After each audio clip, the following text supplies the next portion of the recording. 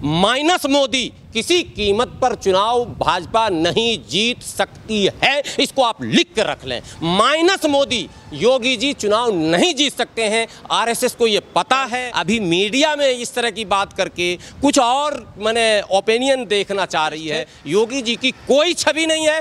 72 मुकदमे थे उनके ऊपर। तो अब चेहरे के रूप में ये 2024 की तैयारी है, 22 की तैयारी नहीं है। इसी रणनीति पर काम किया जा रहा है। इसलिए मोदी जी का ट्विटर हैंडल से जो है तस्वीर भी हटाया गया। क्या आरएसएस ये समझती है कि अल्पसंख्यक उसको वोट दे देंगे? कतई नहीं देंगे, मेरा दावा है। मोदी जी पर तो भरोसा कर सकते हैं एक बार, लेकिन योगी जी पर भरोसा उत्तर प्रदेश का अल्पसंख्यक नहीं कर सकता है। कि आरएसएस कोई और खेल खेल रही है जो समय पर पता चलेगा। ये खेल नहीं है। गुलाम सरवर जी मौजूद हैं, जो कि एक सोशल एक्टिविस्ट भी हैं और राजनीतिक पहलुओं को है बहुत करीबी से समझते हैं और जानकार भी माने जाते हैं। सर, आपका स्वागत है DS4 न्यूज़ में। उत्तर प्रदेश को चुनाव को लेकर के हैं, सबकी निगाहें जो है उत्तर प्रदेश चुनाव को लेकर के टिकी हुई हैं। हालांकि अभी 6 से 7 महीने का समय है, लेकिन इसी बीच जो है बड़ी खबरें आ रही हैं कि प्रधानमंत्री मोदी का जो है जो एक फायर ब्रांड के तौर पर माने जाते हैं, भारतीय जनता पार्टी के तौर पर बड़े चेहरा माने जाते हैं। तो कैसे देखते हैं अगर वो चुनाव प्रचार नहीं करेंगे तो इसका क्या फर्क देखने को मिलेगा भारतीय जनता पार्टी? देखिए, आपको याद होगा बिहार चुनाव हो, बंगाल चुनाव हो, यहाँ तक के हैदराबाद के नगर निगम के चुनाव और असम में भी, यहाँ तक के केरल जहाँ भाजपा का केवल एक विधायक था जो ख़त्म हुआ। तमाम जगहों पर आपने देखा होगा कि जहाँ प्रधानमंत्री की धुआंधार रैलियाँ हो रही थी, गृह मंत्री की हो रही थी, वहीं उत्तर प्रदेश के मुख्यमंत्री योगी आदित्यनाथ जी की भी हो रही थी।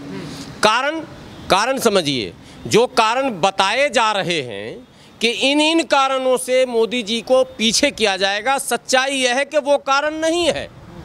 भारतीय जनता पार्टी एक पॉलिटिकल पार्टी है, उसमें वानियों में अंतर दिखता है और होता है। लेकिन आरएसएस जो मदर है भारतीय जनता पार्टी की, जननी है, माँ है, और आरएसएस ही तय करती है कि पार्टी का अगला एजेंडा, अगला लीडर कौन होगा। आरएसएस ने ही 2013 में ये तय कर लिया था कि पार्टी के प्रधानमंत्री के चेहरे के रूप में नरेंद्र मोदी होंगे। आपको याद होगा उस समय लाल कृष्ण आडवाणी मुख्य चेहरा थे पार्टी के और प्रधानमंत्री पद के प्रबल दावेदार भी थे। बल्कि यूं कहें, अगर इंसाफ, हालांकि उस पार्टी का मैं कुछ हूं ना तो मुझे क्या अधिकार बनता, लेकिन इंसाफ से अगर कोई पूछे आपसे तो इस पद का दावेदार वही होता जिसने इस दल को यहाँ तक पहुँचाया। लेकिन हुआ क्या? फैसला आरएसएस ने किया और आडवाणी जी को भी पीछे जाना पड़ा। और उससे उस वक्त के जितने पुराने चेहरे थे, चाहे वो मुरली मनोहर जोशी हों और इस तरह के जितने चेहरे हों, सब पीछे चले गए। मोदी जी का चेहरा आया। अब चूंकि आयु और 2 बार शासन हो गया, 15 साल मुख्यमंत्री रहे, अब सेकेंड टर्म प्रधानमंत्री हो गए तो 10 साल तो पूरा कर ही लेंगे अगर स्वस्थ रहेंगे तो अब आरएसएस को ये लगा कि दूसरा चेहरा कौन। पहले ये लग रहा था कि शायद गृह मंत्री अमित शाह को चेहरा बनाया जाएगा, लेकिन आपको बता दूं, आरएसएस कभी भी अल्पसंख्यकों को इतना बड़ा अधिकार नहीं देगी। फिर आप चौंकेंगे कि अल्पसंख्यक कहाँ से आए। मैं देश को भी बताना चाहता हूं कि गृह मंत्री अमित शाह अल्पसंख्यक हैं, वो जैन समाज से आते हैं और मुस्लिम, ईसाई, सिख, बौद्ध, जैन, पारसी ये सभी अल्पसंख्यक समाज के हैं जो आरएसएस के लिस्ट से हमेशा के लिए बाहर हैं। बहुसंख्यकवाद पर आधारित विचारधारा है आरएसएस का। इसलिए गृह मंत्री अमित शाह का नंबर नहीं आना था। तो अब फिर चेहरा कौन था? तो अब चेहरे के रूप में ये 2024 की तैयारी है, 22 की तैयारी नहीं है। आप जिस आर्टिकल का जिक्र कर रहे हैं और जो अखबारें अभी छाप रही हैं कि मंथन के बाद ये आया कि मोदी जी का ग्राफ गिर गया, कतई नहीं। मैं दावे के साथ कहता हूं कि जिसको आप आधार बनाते हैं चेहरे का, उसमें अगर मोदी जी का चेहरा डाउन हो सकता, उनकी लोकप्रियता कम हो सकती है, तो योगी जी का लोकप्रियता बढ़ नहीं सकता। क्योंकि जो रणनीति है, जो पॉलिसी है, चाहे वो माने आप स्वर्ण ब्राह्मण को देख लें और ब्राह्मण के बाद राजपूत को देख लें, जो जातीय टकराव की खबरें आ रही थी, फिर आप अपर और लोअर में अगर बांटें तो भी, और माइनॉरिटी और मेजॉरिटी में बांटें तो भी, और अगर क्षेत्रवाद की बात करें तो भी। अभी तो सन 2022 के चुनाव को लेकर के अटकलें साफ की जा रही हैं, तो अब सन 2024 तक क्यों? जब मैं कह रहा हूँ आरएसएस हमेशा 5 साल आगे सोचती है। आरएसएस की ये खूबी है और उसकी हम लोग सराहना करते हैं कि उसके जो माने उसके पास जो थिंक टैंक है, उसके पास जो विचार और मंथन करने वाली टीम है, वो कभी 2 महीने 4 महीने की पॉलिसी नहीं बनाती है। उसे 2022 में योगी आदित्यनाथ को मुख्यमंत्री बनाकर 2024 का प्रधानमंत्री बनाना है, ये आपको मैं बता देता हूँ और ये तय है। इसी रणनीति पर काम किया जा रहा है, इसलिए मोदी जी का ट्विटर हैंडल से जो है तस्वीर भी हटाया गया। मोदी जी को बैक किया गया है। उत्तर प्रदेश चुनाव में आपने देखा होगा, हैदराबाद चुनाव में नगर निगम का चुनाव था, वो कोई महत्व नहीं रखता, लेकिन गृह मंत्री गए, पार्टी के राष्ट्रीय अध्यक्ष जेपी नड्डा गए, कई और केंद्रीय मंत्री गए, योगी आदित्यनाथ गए, सबों ने वहां जाकर स्पीचेस किया। हॉट स्पीच भी वो आपको पता है कि जिस तरह उसको भगाया था इसको भी भगाऊंगा, वो सब कहने की ज़रूरत नहीं, लोग समझ रहे हैं। लेकिन जो असल मुद्दा है वो समझिए कि योगी जी को बार बार क्यों भेजा जा रहा था। बंगाल चुनाव आपने देखा होगा, योगी जी गए, आसाम चुनाव योगी जी गए, बिहार चुनाव योगी जी गए। तो योगी जी के अतिरिक्त और जो भाजपा शासित राज्यों के मुख्यमंत्री हैं, मैं कहता हूं कि मध्य प्रदेश के मुख्यमंत्री जो सीनियर भी हैं, 3 टर्म मुख्यमंत्री रहे हैं, बहुत सीनियर हैं पार्टी के, क्यों नहीं उनको भेजा गया? शिवराज सिंह चौहान को, और भी कई राज्यों के मुख्यमंत्री, उन्हें क्यों नहीं भेजा गया? छवि को लेकर के अभी प्रोग्राम बनाया जा रहा है, कहने की जो बार बार जो है पीएम मोदी जी अगर चुनाव में जाते हैं तो उससे जो है एक जो छवि है कहीं ना कहीं धूमिल हो रही है। जो अन्य जो पार्टी हैं, जो विपक्षी दल के जो नेता हैं, चाहे जो पार्टी है, उनको जो है मतलब मौका मिल जाता है जो है आलोचना करने के लिए, जो है इसीलिए जो है छवि को लेकर कम और ज़्यादा प्रधानमंत्रियों का चुनाव में जाने का इतिहास और परंपरा पुराना है। ऐसा नहीं था कि मनमोहन सिंह चुनाव प्रचार में नहीं जाते थे, ऐसा नहीं था कि अटल जी नहीं जाते थे, ऐसा नहीं था कि देवगौड़ा नहीं गए होंगे। जितने भी प्रधानमंत्री रहे, स्वर्गीय राजीव गांधी हो, इंदिरा गांधी हो, सब जाते थे। कुछ ज़्यादा मोदी जी कुछ ज़्यादा जाने लगे। कारण उसका ये था कि मोदी जी के ही ऊपर पूरी पार्टी डिपेंड हो गई थी, आश्रित हो गई थी। उनके पास दूसरा चेहरा नहीं था, विकल्प नहीं था।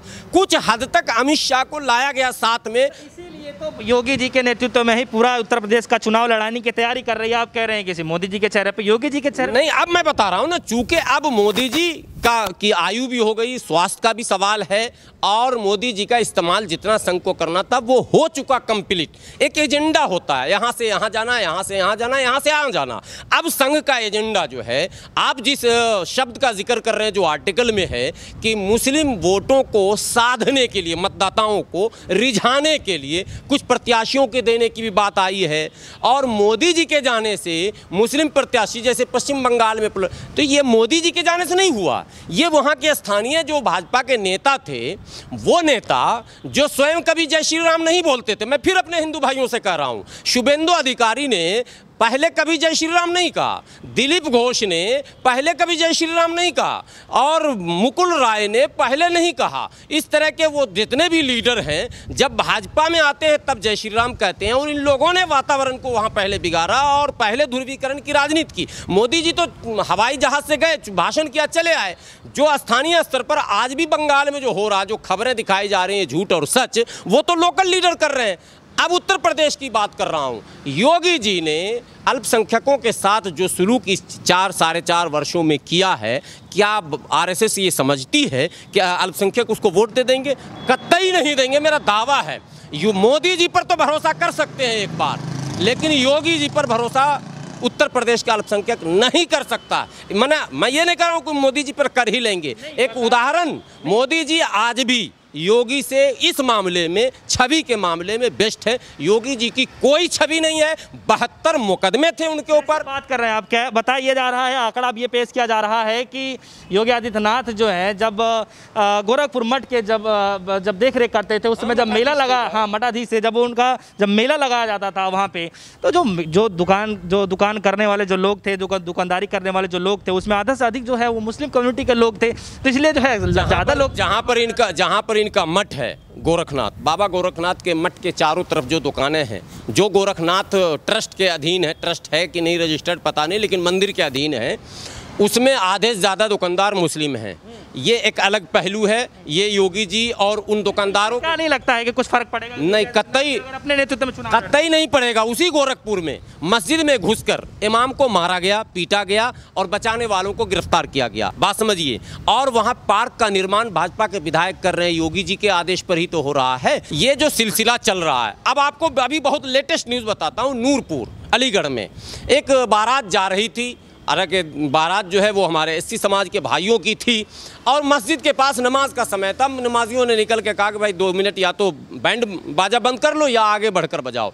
उसको जो अभी इशू बनाया जा रहा है, आप उन चैनलों को देखेंगे जिसको आप आर भारत और जी न्यूज़ कहते हैं, इस पर मुस्तकिल चल रहा है कि हिंदुओं का पलायन हो रहा है, यानी भारत नहीं अब पाकिस्तान हो गया। मैंने इस तरह की खबरें चलाई जा रही हैं और ये खबरें योगी आदित्यनाथ को, वहाँ सारे संगठन पहुँच चुके हैं, मैं नाम नहीं लूँगा, सारे संगठन, वो संगठन जो जाकर पोलराइज कर रहे हैं, सारा चीज़ योगी जी के देख रेख में, निगरानी में किया जा रहा है। इसलिए छवि की बात, अब आप अजय तो माइनॉरिटी की बात मैं कर दिया हूँ, मेजोरिटी में ब्राह्मण समाज पहले से इनसे नाराज़ है और इनके नेतृत्व, मेरा अपना आकलन है कि आरएसएस कोई और खेल खेल रही है जो समय पर पता चलेगा। ये खेल नहीं है। योगी जी के नेतृत्व में उत्तर प्रदेश चुनाव 2022 माइनस मोदी किसी कीमत पर चुनाव भाजपा नहीं जीत सकती है। इसको आप लिख कर रख लें, माइनस मोदी योगी जी चुनाव नहीं जीत सकते हैं। आरएसएस को ये पता है, लेकिन आरएसएस कोई और ड्रामा करेगी समय आने पर। अभी मीडिया में इस तरह की बात करके कुछ और मैंने ओपिनियन देखना चाह रही है।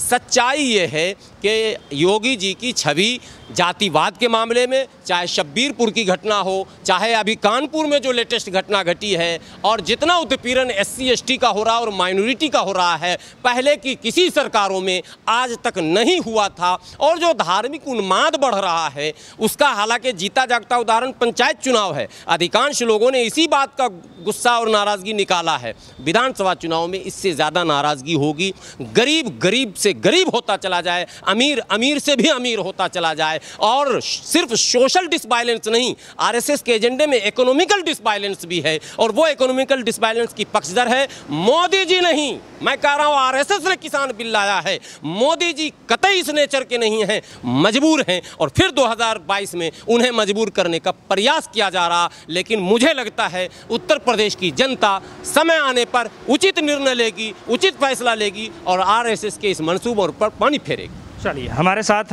मौजूद रहे हाफिज़ गुलाम सरवर जी से हमने खासा बातचीत करी उत्तर प्रदेश चुनाव को लेकर के। हालांकि थोड़ा मुद्दे से भटकते हुए नजर आया जहां तक मुझे लगा, लेकिन फिलहाल जो है अभी भी ये जो है अनुमान लगाया जा रहा है कि क्या वाकई में जो है जिस तरीके से आरएसएस ने एक बड़ा फैसला लिया है कि प्रधानमंत्री मोदी की जो छवि है वो धूमिल हो रही है, इसकी वजह से जो है चुनाव प्रसार में जो है विधानसभा के चुनाव जो हो या फिर उससे नीचे का जितने भी चुनाव है उसमें जो है अब नहीं उतारा जाएगा, उनके चेहरे को जो यूज़ नहीं किया जाएगा। इसी का जो है एक बड़ा जो एक एग्जाम्पल जो है हमें उत्तर प्रदेश का जो बीजेपी हैंडल है, ट्विटर हैंडल, उससे जो है प्रधानमंत्री मोदी की जो चेहरा है वो हटाया गया है। फिलहाल के लिए इतना ही। जुड़े रहेगा हमारे साथ, देखते रहिए DS4 न्यूज़। धन्यवाद।